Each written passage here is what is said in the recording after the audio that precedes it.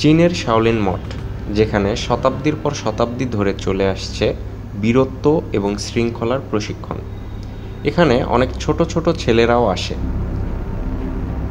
যাদের স্বপ্ন শাওলিন যোদ্ধা হওয়ার।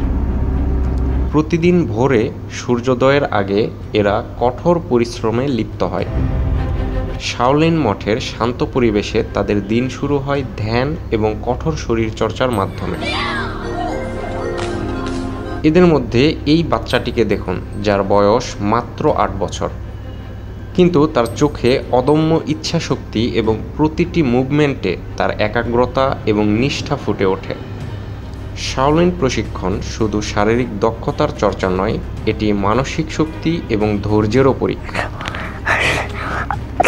প্রতিদিন এরা একত্রে উচ্চ কিক এবং পাঞ্চের অনুশীলন করে, শিখে কিভাবে শরীর এবং মনকে নিয়ন্ত্রণ করতে হয়। দিনের শেষে যখন সূর্য অস্ত যায়, এই ছোট যোদ্ধারা ধ্যানে বসে। তাদের মন প্রশান্ত হয় এবং শরীর বিশ্রাম পায়। এভাবেই এই ছেলেটি একসময় ধীরে ধীরে গড়ে উঠবে শক্তিশালী, নির্ভীক এবং শৃঙ্খলাপূর্ণ যোদ্ধা হিসাবে। শাওলিন তাদের শেখায় শরীরের চেয়েও মনকে নিয়ন্ত্রণ করতে। ধন্যবাদ।